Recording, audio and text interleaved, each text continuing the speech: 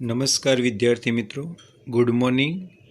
આજે આપણે ધોરણ 10 વિજ્ઞાન એન્ડ ટેકનોલોજીની અંદર એક નવા ટોપિકની વાત કરવાની છે.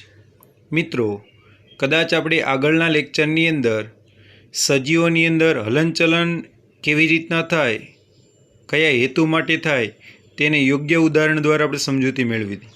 ત્યારબાદ હલનચલન એ નિયંત્રિત સજીવો માટે શા માટે જરૂરી છે, એટલે કે જીવંત સજીવોની અંદર નિયંત્રિત હલનચલન શા માટે જરૂરી છે તેની પણ આપણે વાત કરી હતી. આજે આપણે વાત કરવાની છે કે વિવિધ ક્રિયાઓ અને તેનો પ્રતિચાર સમજાવો. કે સજીવ હોય એની અંદર વિવિધ પ્રકારની જે ક્રિયાઓ થાય, આ ક્રિયાઓ કેવા સમયે થાય, પર્યાવરણ પ્રત્યે કેવો પ્રતિચાર હોય, વગેરેની સમજૂતી આજે આપણે શીખવાની છે. તો મિત્રો, આપણે વાત કરીએ કે વિવિધ ક્રિયાઓ અને તેનો પ્રતિચાર સમજાવો. તો કેટલીક ક્રિયાઓ પ્રત્યેક સજીવો ઝડપી પ્રતિચાર આપે. હવે આપણે વાત કરીએ કે જેમ કે ગરમ વસ્તુને સ્પર્શ કરીએ તો હાથને પાછો ખેંચી લેવો, પગની અંદર કદાચ એવી ધારદાર વસ્તુ વાગે એટલે પગ ઉચકાઈ જવો, આંખની સામે એવી કોઈ વસ્તુ આવે એટલે આંખ બંધ થઈ જવી.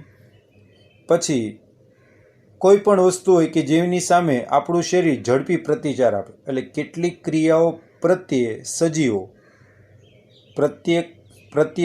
ઝડપી પ્રતિચાર આપે. જેમ કે આપણે વાત કરીએ, આંખો પર તીવ્ર પ્રકાશ ફોકસ થાય. હવે આપણે વાત કરીએ કે આપણે જ્યારે પણ કોઈ પ્રકાશ છે આપણી આંખની અંદર ખૂબ જ ઝડપથી દાખલ થાય, એટલે વધુ પ્રકાશ આંખમાં દાખલ થાય એટલે તરત જ આંખની કીકી નાની થઈ જાય, જેથી કરીને આંખની કીકીને કોઈ નુકસાન ન થાય, આંખને નુકસાન ન થાય.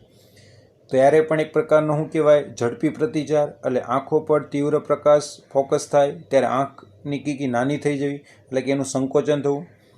ઘણી વખત અચાનક ગરમ વસ્તુઓને આપણે અડકીએ છીએ, ત્યારે પ્રતિચાર રૂપે સજીવોની અંદર બદલાવ જોવા મળે. એટલે કે તરત જ આપણો હાથ હોય અથવા કોઈ પણ શરીરનું અંગ હોય એને આપણે પાછું ખેંચી લઈએ છીએ. ત્યારે પણ આપણને ગરમીનો અહેસાસ થાય એટલે તરત જ આપણે એનો ઝડપી આપીએ છીએ પ્રતિચાર, અને પ્રતિચાર રૂપે સજીવમાં એક પ્રકારનું થાય બદલાવ, તેને આપણે પ્રતિચાર આપીએ છીએ. પછી તે કોઈ પણ પ્રકારના પ્રતિચાર હોય, મતલબમાં ઝડપી પ્રતિચાર થતો હોય. પછી આપણે વાત કરીએ કે પર્યાવરણીય ક્રિયાઓ સામે સજીવોમાં પરિવર્તનના પ્રતિચાર રૂપે થતી ક્રિયાઓનું નિયંત્રણ હોય. હવે આપણે વાત કરીએ કે પર્યાવરણની અંદર અનેક પ્રકારની ક્રિયાઓ થતી હોય. આ ક્રિયાઓ સામે સજીવોની અંદર પરિવર્તનના પ્રતિચાર રૂપે થતી ક્રિયાઓનું પણ શું હોય, નિયંત્રણ. ક્યારે પ્રતિચાર આપવો, ક્યારે ન આપવો, કેવા સમયે કેવો પ્રતિચાર આપવો, એ વગેરેનું નિયંત્રણ માટે એક આપણા શરીરમાં પેશી આવેલી હોય. જેમ કે આપણે વાત કરીએ કે મિત્રો સાથે બેસીને વાતો કરીએ છીએ ત્યારે બૂમો પાડતા નથી, પણ ધીમી ગતિએ આપણે વાતો કરીએ છીએ. હવે આપણે કદાચ આપણે વાત કરતા હોઈએ અને આપણે બૂમો પાડીને વાત કરતા હોય તો કદાચ આપણા મિત્રને એમ લાગે કે આ પાગલ થઈ ગયો છે, આને વાત કરવાની કોઈ સભ્યતા જ નથી. પણ આપણે શું કરીએ છીએ, ખૂબ જ ધીમી ગતિએ આપણે વાતો કરીએ છીએ. ક્યારે બૂમો પાડવી, ક્યારે ધીમી ગતિએ વાત કરીએ, એનું પણ આપણા શરીરની અંદર એક પ્રકારનું હોય નિયંત્રણ. એટલે મિત્રો સાથે નજીક બેસીને વાતો કરીએ છીએ પણ બૂમો પાડતા નથી અને એ પણ ધીમી ગતિએ વાત કરીએ છીએ, એ પણ એક પ્રકારનું પ્રતિચાર જ કહેવાય, પણ એ કેવો હોય, નિયંત્રિત રીતે. પછી વાત કરીએ કે ઉચ્ચ કક્ષાના સજીવોમાં વિશિષ્ટીકરણ પામેલી પેશીઓ દ્વારા પર્યાવરણીય ક્રિયાઓનું નિયંત્રણ થવાની સંવાદિતા જળવાય છે. હવે આપણે વાત કરીએ કે અમુક સજીવ એવા હોય કે જે ઉચ્ચ કક્ષાના હોય, કે જેની અંદર વિશિષ્ટીકરણ પામેલી પેશી હોય, અને આ દરેક પેશીના કાર્ય કેવા હોય, અલગ અલગ. જેમ કે આપણે વાત કરીએ, આપણા શરીરમાં આંખ માટેની પેશી, કાન માટેની પેશી, જીભ માટે પેશી, ચામડી માટેની પેશી, આવી પેશીઓ આવેલી હોય, અને દરેક પેશી છે એ ભેગી થાય એટલે એક પ્રકારનું અંગ બને. અંગ ભેગા થાય એટલે તંત્ર, અને તંત્ર દ્વારા આખું શરીર, એવી રીતના પેશીઓ આવેલી હોય. અને દરેકના કાર્ય કેવા હોય, વિશિષ્ટ. જેમ કે આપણે વાત કરીએ, ઉચ્ચ કક્ષાના સજીવોમાં વિશિષ્ટીકરણ પામેલી પેશીઓ દ્વારા પર્યાવરણીય ક્રિયાઓનું નિયંત્રણ થવાની સંવાદિતા જળવાયેલી હોય. જેમ કે વાત કરીએ, આંખની મદદથી આપણે જોવાની ક્રિયા કરીએ, કાનની મદદથી આપણે સાંભળવાની ક્રિયા દર્શાવીએ, જીભની મદદથી સ્વાદ પારખવાની ક્રિયા દર્શાવીએ, ચામડીની મદદથી આપણે સ્પર્શ, ઠંડી, ગરમી, દબાણ, પીડા વગેરેની આપણે સંવેદના અનુભવીએ છીએ.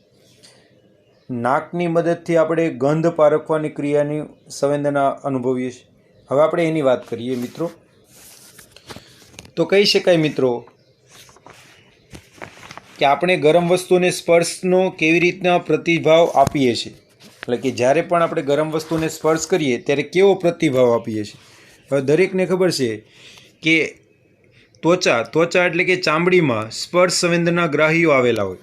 હવે આપણી જે ચામડી છે આખા શરીરની, એ ચામડીની અંદર સ્પર્શ સંવેદના ગ્રાહીઓ આવેલા હોય, એટલે કે જે સંવેદના અનુભવે. શું અનુભવે? સંવેદના. પરીક્ષાની અંદર પૂછાય કે સંવેદના ગ્રાહી અંગો કેટલા છે, તો આપણે લખવાના 5: આંખ, કાન, નાક, જીભ અને ચામડી.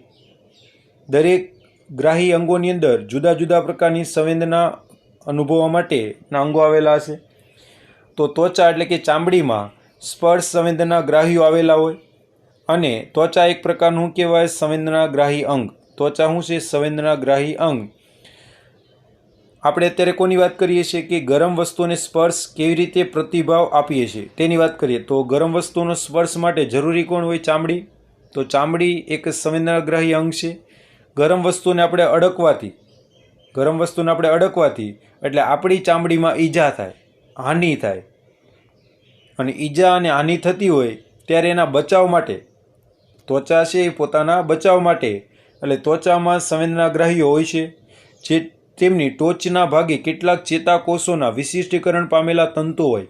એટલે આપણી જે ચામડી છે એની જે બહારની સપાટી હોય, ટોચનો ભાગ હોય, ત્યાં વિશિષ્ટીકરણ પામેલા કોષોના તંતુ આવેલા હોય. તેના કારણે ગરમ વસ્તુના સ્પર્શની સંવેદનાને ત્વરિત અનુભવે. ત્વરિત એટલે કેવો? ઝડપી, તીવ્ર, ઝડપથી પ્રતિચાર અનુભવે છે. તેથી આપણે ગરમ વસ્તુને સ્પર્શના પ્રતિભાવ રૂપે હાથ પાછો ખેંચી લઈએ છીએ. તો મિત્રો હવે આપણે વાત કરવાની છે કે સંવેદનાગ્રાહીઓ એટલે શું?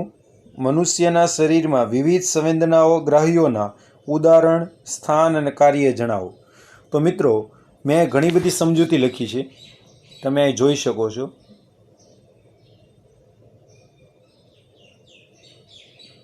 હવે આપણે એની સમજૂતીની વાત કરીએ. પહેલાં તો આપણે એક વ્યાખ્યા જોઈએ કે મનુષ્યના શરીરમાં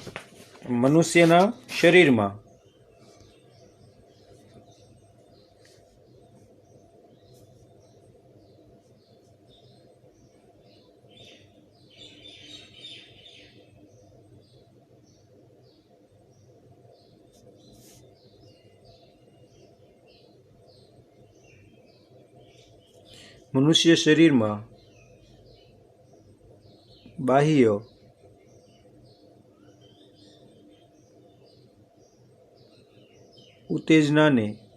ઉત્તેજનાને ગ્રહણ કરવા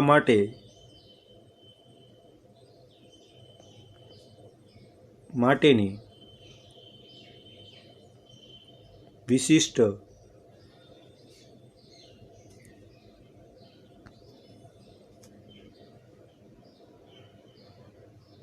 રચનાને, તો વ્યાખ્યા બોલું છું. મનુષ્યના શરીરમાં બાહ્ય એટલે બહારની, બાહ્ય એટલે શું થાય? બહારની ઉત્તેજના.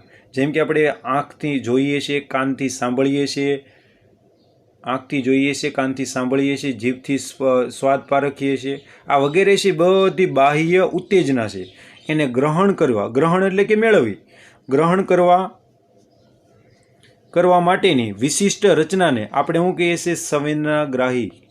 સંવેદનાગ્રાહી. તો વ્યાખ્યા યાદ રાખવી જરૂરી છે. મનુષ્યના શરીરમાં બાહ્ય ઉત્તેજનાને ગ્રહણ કરવા માટેની વિશિષ્ટ રચનાને સંવેદનાગ્રાહી કહે છે. આ ગ્રાહીઓ આપણા સંવેદી જે સ્થાનો હોય ત્યાં આવેલી હોય. તો આપણે વાત કરીએ હવે તેની.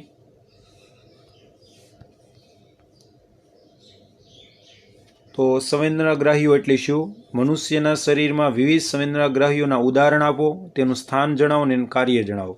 તો આપણે વાત કરીએ. રસગ્રાહી, ઘ્રાણગ્રાહી, સ્પર્શગ્રાહી, પ્રકાશગ્રાહી અને ધ્વનિગ્રાહી એકમો આવેલા હોય. હવે રસગ્રાહી એટલે કે જે સ્વાદ પારખવાની ક્રિયા કેમાં થતી હોય? બધાને ખબર છે, જીભમાં. કેમાં થતી હોય? જીભમાં. જીભ હોય એના ટેરવાના ભાગે, બંને સાઈડના ભાગે, વચ્ચેના ભાગે કેવા કેવા સ્વાદ પારખાય એ આપણે કદાચ આગળના ધોરણમાં ભણીને આવ્યા. તો જીભની મદદથી ગળીયો, ખાટો, તુરો, કડવો, તીખો વગેરે પ્રકારના આપણે સ્વાદ પારખીએ છીએ. અને જ્યાં જ્યાં એની સ્વાદ પારખવાની જે સ્વાદ કલિકા હોય તે આપણે ચોક્કસ પ્રકારનો સ્વાદ પારખી શકીએ. કદાચ આપણે વાત કરીએ કે આપણે તીખો સ્વાદ પારખવો હોય તો આપણા જીભની અંદરના ભાગમાં પારખી શકાય. એમ અલગ અલગ પ્રકારની સ્વાદ કલિકાઓ આવેલી હોય. તો આપણે કહી શકીએ રસગ્રાહી એકમો. રસગ્રાહી એકમો એટલે કોણ? ઉદાહરણ તરીકે કોણ? રસગ્રાહી એકમો. જે રસ, જે કાંઈ વસ્તુ હોય એનો સ્વાદ પારખવાનું કાર્ય કોણ કરે છે? જીભ. જીભ છે એની સપાટી પર આ એકમો આવેલા હોય. જીભની સપાટી પર આવેલા એકમો છે રસગ્રાહી એકમો, જેનું કાર્ય સ્વાદની ઓળખ કરે કે કેવા પ્રકારનો સ્વાદ છે. ગળિયો, ખાટો, તુરો, તીખો, કડવો વગેરે. પછી આપણે વાત કરીએ ઘ્રાણગ્રાહી એકમો. કયા એકમો? ઘ્રાણગ્રાહી એકમો. અને ઘ્રાણગ્રાહી એકમો છે એ ક્યાં આવેલા હોય? નાકની અંદર. નાકના અધિછંદીય સ્તરમાં, જે કદાચ આપણે અધિછંદીય પેશી એવું શીખ્યા હતા, યાદ કરો 9મા ધોરણમાં. તો નાકની જે અંદરની સપાટી હોય એનું અંદરનું જે પડ હોય એ જે પડ છે એને કહેવાય અધિછંદીય પેશીમાં શું આવેલા હોય? ઘ્રાણગ્રાહી એકમો. એનું માત્ર ને માત્ર એક જ કાર્ય ગંધ પારખવાનું. પછી તે ગંધ આપણા માટે ઉપયોગી પણ હોય, બિનઉપયોગી પણ હોય, સારી પણ હોય ને ખરાબ પણ હોય. પછી આપણે વાત કરીએ સ્પર્શગ્રાહી એકમો. કયા એકમો? સ્પર્શગ્રાહી એકમો. સ્પર્શગ્રાહી એકમો એટલે કે જે સ્પર્શની સંવેદના અનુભવે. અને સ્પર્શગ્રાહી એકમો કેમાં આવેલા હોય? ચામડીમાં. ચામડી એટલે કે ત્વચા, સ્કિન. ચામડીમાં આવેલા હોય. એ આપણા આખા શરીરની ચામડીની વાત થાય. અને એનું એક જ કાર્ય સ્પર્શની સંવેદના ઓળખે. સ્પર્શની સંવેદના ઓળખે. હવે કદાચ આપણે વાત કરીએ કોઈ પણ વસ્તુ આપણને ટચ કરે તરત આપણને ખ્યાલ આવે છે. કોની મદદથી? ચામડી દ્વારા. તો ચામડીની અંદર આ સ્પર્શગ્રાહી એકમો હોય એ તરત જ આપણા મગજને સંદેશો આપે કે જેથી આપણને ખ્યાલ આવે કે કોઈ વ્યક્તિ આપણને સ્પર્શ કરી રહ્યું છે. અને ચામડીમાં તે સિવાય ઠંડી, ગરમી, પીડા, દબાણ આ વગેરેની સંવેદના પણ અનુભવાતી હશે. પછી આપણે વાત કરીએ પ્રકાશગ્રાહી એકમો. પ્રકાશગ્રાહી એટલે પ્રકાશગ્રાહી એકમો એટલે કોણ? દ્રષ્ટિ. કે જે પ્રકાશની મદદથી આપણે જોઈ શકીએ. કોઈ પણ વસ્તુને આપણે નિહાળવી હોય, જોવી હોય તેની માટે જરૂરી કોણ? પ્રકાશ. તો પ્રકાશગ્રાહી એકમો એટલે કે દ્રષ્ટિગ્રાહી એકમો પણ કહી શકાય. અને આ દ્રષ્ટિગ્રાહી એકમો કેમાં આવેલા હોય? આંખમાં. અને આંખનું કાર્ય દ્રશ્ય જ્ઞાન કરાવે. દ્રશ્ય જ્ઞાન એટલે કે જોવાની ક્રિયા. કઈ ક્રિયા? જોવાની ક્રિયા કરે છે આંખ. આંખ છે એ જોવાની ક્રિયા દર્શાવે છે, એટલે કે દ્રશ્ય જ્ઞાન કરાવે છે. પછી આપણે વાત કરીએ ધ્વનિગ્રાહી એકમો. ધ્વનિ એટલે કે અવાજ. અને ધ્વનિગ્રાહી એકમો છે એની ક્રિયા છે એ કેમાં આવેલી હોય? કાનમાં. અને કાનની અંદર અંતઃકણમાં આવેલો. અંતઃકણ એટલે કે અંદરનો ભાગ. કદાચ આપણે કાનની રચનાની અંદર 3 પ્રકારના ભાગ જોયા હતા: બાહ્યકણ, મધ્યકણ ને અંતઃકણ. બાહ્યકણમાં કયા અંગો હોય, મધ્યકણમાં કયા અંગો હોય અને અંતઃકણમાં કયા અંગો હોય. અને આ ત્રણેય અંગો કાર્ય કરે ત્યારે આપણે ધ્વનિની સંવેદનાને પારખી શકીએ છીએ. જે કર્ણપટલ, પછી હથોડી, એરણ, પેગડું આવા બધા આપણે નામ શીખ્યા હતા, જે અંતઃકણની અંદર આવેલા હોય, જે એક પ્રકારની ધ્વનિગ્રાહી એકમો છે, જે અવાજ પારખવાની ક્રિયા કરે. તો આ કાર્ય છે અવાજને ઓળખવાનું. મિત્રો, હવે તમારે નવનીતમાંથી સવાલ નંબર 3 અને 4 હોમવર્કની અંદર લખવાનો થશે.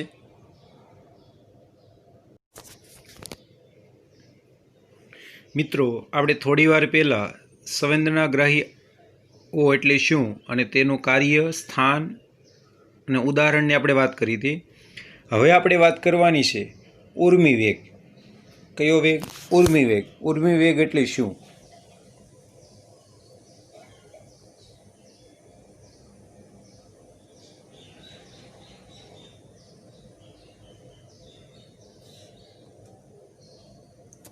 ઉર્મિ વેગ.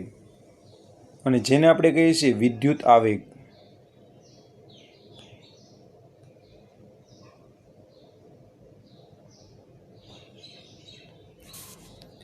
તો મિત્રો, પરીક્ષાની અંદર સવાલ એમ પૂછે કે ઉર્મિવેગ એટલે કે વિદ્યુત આવેગો કેવી રીતે શરીરમાં વહન પામે છે તે સમજાવો. અથવા પરીક્ષાની અંદર એમ પૂછે કે ચેતાકોષની આકૃતિ દોરી તેના દ્વારા થતું સંવેદનાનું વહન સમજાવો.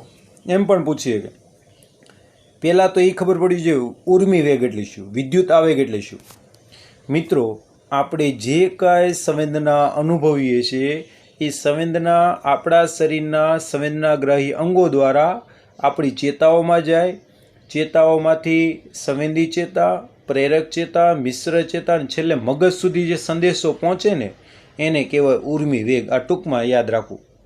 મતલબમાં આપણા શરીરમાં અનેક પ્રકારની ચેતાઓ, આપણું શરીર ચેતાઓનું બનેલું છે અને આ ચેતાઓ શરીરની અંદર કરોળિયાના ઝાડા મારફતે ફેલાયેલી હોય, આખા શરીરમાં ફેલાયેલી છે. અને શરીરની અંદર 3 પ્રકારની ચેતાઓ, સંવેદી ચેતા, પ્રેરક ચેતા અને મિશ્ર ચેતા. સંવેદી ચેતાઓ એનું કાર્ય સંવેદના ગ્રહણ કરવાનું. પછી આંખ, કાન, નાક, જીભ, ચામડી વગેરેની મદદથી આ સંવેદના અનુભવે છે. તેનું કાર્ય કોણ કરશે? સંવેદી ચેતા. અને પ્રેરક ચેતા છે એ જે કાંઈ સંદેશો ઉપર ગયો હોય ને એ પાછો રિટર્ન લાવે. એટલે જેમ આપણે ગરમ વસ્તુને અડીએ તો આપણને એક પ્રકારની સંવેદના થાય અને ગરમ વસ્તુ સામે કેવો પ્રતિચાર આપવો છે એટલે તરત જ આપણે હાથને એવું કરીએ, ખેંચી લઈએ. એ સંદેશો લાવે કોણ? પ્રેરક ચેતા. એટલે એક સંદેશોને ગ્રહણ કરે અને એક સંદેશાની પાછી આપલે કરે. અને મિશ્ર ચેતા છે બંને ક્રિયા સાથે કરે, આપવાની પણ અને મેળવવાની પણ. અને આ જે કાંઈ ક્રિયાઓમાં જે એક પ્રકારના સંદેશાની વહન થાય છે એને કહેવાય ઉર્મિ વેગ. ઉર્મિ વેગ, જેને વિદ્યુત આવેગો પણ કહી શકાય. તો વાત કરીએ ચેતાકોષની આકૃતિ દોરી તેના દ્વારા થતું સંવેદનાનું વહન સમજાવો. તો મિત્રો, આપણા શરીરમાં ઉર્મિવેગ, આપણા શરીરમાં જે ઉર્મિવેગ છે એ ચેતાકોષ, ચેતાતંતુ અને ચેતાપાગમમાં વહન પામે છે. યાદ રાખવાનું, આપણા શરીરમાં ઉર્મિવેગનું વહન કોના દ્વારા થાય? ચેતાકોષ, ચેતાતંતુ અને ઉર્મિવેગ. અને આ બધી ચેતાઓ ભેગી થાય એટલે આપણા શરીરમાં બને ચેતાતંત્ર. યાદ રાખવાનું, જે સજીવોના શરીરમાં ચેતાતંત્રની હાજરી હોય એ સજીવો પ્રતિચાર કેવો આપે? ઝડપી. અને જે સજીવોની અંદર ચેતાતંત્રનો અભાવ હોય એ પ્રતિચાર કેવો આપે? ધીમો. વનસ્પતિની અંદર ચેતાતંત્રનો અભાવ હોય એટલે એમાં પ્રતિચારની ક્રિયા કેવી છે? ખૂબ જ મંદ, ધીમી છે. જ્યારે આપણા શરીરમાં ચેતાતંત્રની હાજરી છે એટલે આપણા શરીરમાં પ્રતિચાર કેવો હશે? ઝડપી, ત્વરિત, ખૂબ જ ઝડપથી થતો હશે. તો મિત્રો, અહીંયા તમને જે એક સરસ મજાની આકૃતિ આપેલી છે આવડિયા, એ કેની આકૃતિ છે? ચેતાકોષની. અને અગાઉ પણ મેં સમજાવ્યું હતું, માનવ શરીરનો સૌથી મોટામાં મોટો કોષ એટલે કોણ? ચેતાકોષ. કદાચ તમે ધોરણ 9ની અંદર કોષ પેશી વાળો પાઠ શીખ્યા તો એની અંદર આ શબ્દ આવેલો છે. જેમ કે આપણે વાત કરીએ કે રુધિરકોષ, પછી ચેતાકોષ, પછી અંડકોષ, શુક્રકોષ, આવા અનેક પ્રકારના કોષની વાત કરી હતી. એમાં જે ચેતાકોષ છે એ માનવ શરીરનો સૌથી મોટો કોષ. મિત્રો, આ ચેતાકોષની જે આકૃતિ છે એ તમને દર્શાવી છે. હવે બાળકો, આ જે મધ્ય ભાગ છે એને આપણે કહીએ છીએ કોષ કેન્દ્ર. શું કહેવાય? કોષ કેન્દ્ર. પછી કોષ કેન્દ્ર છે એને ફરતો જે વિસ્તાર આપ્યો છે, કોષ કેન્દ્રની જે ફરતો વિસ્તાર, આ જે તમને કથ્થઈ રંગનો દેખાતો છે એટલે ડાર્ક, આ જે ડાર્ક ભાગ દેખાય છે એને કહેવાય કોષકાય. શું કહેવાશે? કોષકાય. ત્યારબાદ કોષકાયની ફરતે ફરતા તંતુઓ દેખાય છે એને કહેવાય શિખાતંતુ. કયા તંતુ? શિખાતંતુ. અને આ શિખાતંતુ છે એમાંથી કોઈ એવો તંતુ છે કે જે એક પતલી દાંડી જેવી રચના બનાવે છે, એકદમ ઘટ અને જાડો છે, એને કહેવાશે અક્ષતંતુ. કયા તંતુ? અક્ષતંતુ. અને અક્ષતંતુની પાછળ એક પૂંછડી જેવી રચના આપી છે એને કહેવાય ચેતાંત. શું કહેવાશે? ચેતાંત. તો મિત્રો, આકૃતિની અંદર સમજૂતી મળી ગઈ છે. મધ્યમાં હોય એને કહેવાય કોષ કેન્દ્ર, કોષ કેન્દ્રની ફરતે હોય એને કહેવાય કોષકાય, કોષકાયની ફરતે જે તંતુ આવેલા છે એને શિખાતંતુ કહેવાય. શિખાતંતુમાંથી એક મોટો તંતુ નીકળે એને કહેવાય અક્ષતંતુ. અક્ષતંતુના છેડાના ભાગને શું કહેવાય? ચેતાંત. તો કહી શકાય કે શરીરમાં ઉર્મિવેગ ચેતાકોષ, ચેતાતંતુ અને ચેતોપાગમ દ્વારા શું થાય? વહન. હવે આપણે વાત કરીએ સમજૂતી કે સંવેદીય અંગો એ ચેતાકોષના શિખાતંતુના ટોચ ધરાવતી વિશિષ્ટ સંવેદનાગ્રાહી હોય. એટલે આપણે યાદ રાખવાનું કે શરીરની અંદર જે કાંઈ સંવેદના અનુભવાય છે એનું જે કાંઈ ઉર્મિવેગ છે એનું સર્જન થતું હોય એ કોના દ્વારા થાય? સંવેદીય અંગોની ચેતાકોષની શિખાતંતુ. એટલે હવે આપણને સમજાણું, આપણે જે કાંઈ સંવેદના અનુભવીએ છીએ તમામ પ્રકારની સંવેદના અનુભવવાની ક્રિયા કેમાં થતી હોય? શિખાતંતુમાં. ક્યાં થતી હોય? શિખાતંતુમાં. પછી જોવાની ક્રિયા, સાંભળવાની ક્રિયા, સ્પર્શની ક્રિયા, સૂંઘવાની ક્રિયા, XYZ કોઈ પણ પ્રકારની ક્રિયા થતી હોય એની સંવેદના અનુભવવાની ક્રિયા ક્યાં થતી હોય? શિખાતંતુમાં. તો સંવેદીય અંગો એ ચેતાકોષના શિખાતંતુની ટોચ ધરાવતા વિશિષ્ટ સંવેદનાગ્રાહીઓ છે. અને આ જે સંદેશો છે શિખાતંતુ છે એ સંદેશો કોને આપશે? કોષકાયને. કોને આપશે? કોષકાયને. અને કોષકાયમાંથી કેમાં જાય? કોષ કેન્દ્રમાં. અને કોષ કેન્દ્રમાંથી ક્યાં જશે? અક્ષતંતુમાં. અને અક્ષતંતુમાંથી ક્યાં જશે? ચેતાંતમાં. અને આ ચેતાંત છે એ પાછો બીજા કોઈ ચેતાકોષ હશે, બીજો કોઈ ચેતાકોષ હશે એના ક્યાં જોડાયેલા હશે? શિખાતંતુ છે. અને આ રીતના જે સંદેશાનું વહન થાય એને આપણે કહીએ છીએ ઉર્મિવેગ, વિદ્યુત આવેગ. તો ચેતાકોષની રચનામાં અગ્ર ભાગે શિખાતંતુ આવેલા હોય. ચેતાકોષની જે રચના છે એનો અગ્ર એટલે કે જે બહારનો ભાગ છે ત્યાં કોણ આવેલા હોય? શિખાતંતુઓ.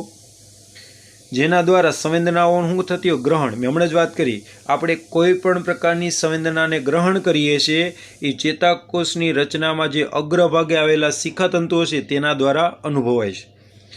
ગ્રહણ થયેલી સંવેદનાઓનું જે કાંઈ સંવેદનાઓ આપણે ગ્રહણ કરીએ છીએ, જોવાની, સાંભળવાની, સૂંઘવાની, સ્વાદ પારખવાની, સ્પર્શ વગેરે, ગ્રહણ થયેલી સંવેદનાઓનું રાસાયણિક ક્રિયાઓ દ્વારા વિદ્યુત આવેગમાં રૂપાંતર થાય. મેં હમણાં જે કંઈ વાત કરી ને બધી એક પ્રકારની કહેવાય રાસાયણિક ક્રિયા, અને જેનું રૂપાંતર થયું હોય એને આપણે શું કહીએ છીએ? વિદ્યુત આવેગ.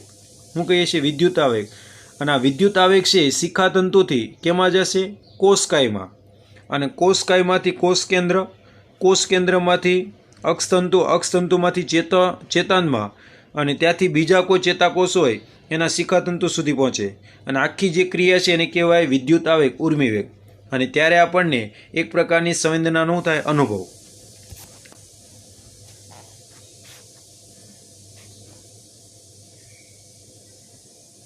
આમ શિખાતંતુની ટોચના અગ્રછેડે બાહ્ય ઉત્તેજનાની માહિતી મેળવવામાં આવે છે અને તે સ્થાને રાસાયણિક ક્રિયા દ્વારા ઉર્મિવેગ એટલે કે વિદ્યુત આવેગ છે શું થાય? ઉત્પન્ન. હવે કઈ રીતના ક્રિયા થાય એની આપણે વાત કરીએ. ઉર્મિવેગનું વહન કઈ રીતના થાય?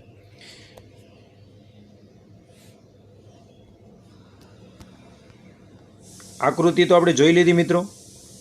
હવે ઉર્મિવેગ છે એ ચેતાકોષકાય છે એનાથી ચેતાંશ સુધી પહોંચી ચેતાંશના છેડેથી વિદ્યુત આવેગ કેટલાક રસાયણો મુક્ત કરે છે. હવે ચેતાકોષકાય છે ત્યાંથી અક્ષતંતુ, અને અક્ષતંતુથી ક્યાં છે? ચેતાક્ષ. ચેતાક્ષ સુધીના ચેતાક્ષના છેડે એક વિદ્યુત આવેગ છે એ કેટલાક રસાયણો મુક્ત કરે. અને આ રસાયણો છે એ બીજા કોઈ ચેતાકોષ હોય એના કયા? શિખાતંતુ છે ત્યાં એ પહોંચે છે અને ત્યાં એક પ્રકારની સંવેદના શું કરે? અનુભવે. અને આવી ક્રિયા ખૂબ જ ઝડપથી થતી હશે. અને એવા તો અનેક પ્રકારના ચેતાકોષ આપણા શરીરની અંદર આવેલા હશે. આમ કહી શકાય કે શિખાતંતુની ટોચ પાસે સર્જન પામેલો વિદ્યુત વેગ એ શિખાતંતુથી ચેતાકોષકાય સુધી વહન પામે. અને આ ઉર્મિવેગ છે એ ચેતાકોષથી ચેતાંશના અને તે અંતે ચેતાંશો સુધી પહોંચે છે. ચેતોપાગમ એટલે શું? હવે વાત કરીએ પાસેના બે ચેતાકોષની ગોઠવણી. મેં હમણાં જ વાત કરી કે શિખાતંતુ, પછી કોષ કેન્દ્ર, કોષકાયમાંથી અક્ષતંતુ, અક્ષતંતુમાંથી ચેતાંત, અને ત્યાંથી આ ચેતાંત છે એ પાછા બીજા કોઈ ચેતાકોષો એના શિખાતંતુ સાથે સંકળાયેલા હોય. એટલે અહીં વાત કરી પાસેના બે ચેતાકોષની ગોઠવણીમાં એક ચેતાકોષના અક્ષતંતુના ચેતાંશો જોઈ લઈએ. હવે એક અક્ષતંતુ છે આવડવા, એક અક્ષતંતુ આ દેખાય તમને, એના ચેતાંતો ચેતાંતો છે એ બીજા ચેતાકોષો એના કોણ શિખાતંતો વચ્ચે એક સૂક્ષ્મ અવકાશ, સૂક્ષ્મ એટલે ખૂબ જ બારીક અવકાશ, એટલે એક પ્રકારની શું થશે જગ્યા બનાવે એને આપણે શું કહીએ ચેતોપાગમ. એટલું યાદ રાખવાનું. પાસેના બે ચેતાકોષની ગોઠવણીમાં એક ચેતાકોષના અક્ષતંતુના ચેતાંતો બીજા ચેતાકોષના શિખાતંતુઓ વચ્ચે રહેલા સૂક્ષ્મ અવકાશને શું કહેવાય ચેતોપાગમ. જ્યારે ઉર્મિવેગ અક્ષતંતુના ચેતાંતો સુધી પહોંચે છે, જ્યારે ઉર્મિવેગ અક્ષતંતુના ચેતાંતો સુધી પહોંચે છે ત્યારે ચેતા રસાયણો મુક્ત થાય અને આ રસાયણો ચેતોપાગમમાંથી પસાર થાય, ચેતોપાગમમાં પસાર થાય અને પછીના ચેતાકોષના શિખાતંતુના ઉર્મિવેગ શું કરે છે ઉત્પન્ન. એટલે એકમાંથી પસાર થાય ત્યારે બીજાની અંદર આ ઉર્મિવેગ ઉત્પન્ન થાય છે. અને શરીરમાં ઉર્મિવેગના વહનની આ એક કેવી પ્રણાલી કહેવાય સામાન્ય, જે રોજિંદા જીવનની અંદર રોજે રોજ બનતી હોય, કોઈ પણ સમયમાં બનતી હોય. અને અંતે આ ઉર્મિવેગ છે એ ચેતાકોષમાંથી સ્નાયુકોષો કે ગ્રંથિઓ સુધી લઈ જવામાં આવે. એટલે કે આપણા શરીરની અંદર જે બે પ્રકારના સ્નાયુ હોય, ઈચ્છાવતી અને સ્વયંવતી, ત્યાં સુધી પહોંચાડવામાં આવે, અથવા શરીરની અંદર વિવિધ ગ્રંથિઓ હોય ત્યાં સુધી એને પહોંચાડવામાં આવે. પછી થાઇરોઇડ ગ્રંથિ હોય, પિટ્યુટરી ગ્રંથિ હોય, પછી એડ્રિનલ ગ્રંથિ હોય, સ્વાદુપિંડ હોય, અંડપિંડ, શુક્રપિંડ, આ વગેરે ગ્રંથિ સુધી લઈ જવામાં આવે અને ત્યારે એક પ્રકારના ઉર્મિવેગનું થતું હોય વહન. તો મિત્રો આપણે અહીં સરસ મજાની સમજૂતી મેળવી. હવે આપણે વાત કરવાની છે એક પ્રવૃત્તિ, એક્ટિવિટી. એટલે આપણો આજનો આ લેક્ચર પૂરો થશે. મિત્રો એક્ટિવિટી આપણે વાત કરીએ જે તમને ચોપડીની અંદર પાના નંબર 115 ઉપર આપેલી છે. અને એક્ટિવિટી વાત કરીએ પ્રવૃત્તિ 7.1 એની આપણે વાત કરીએ.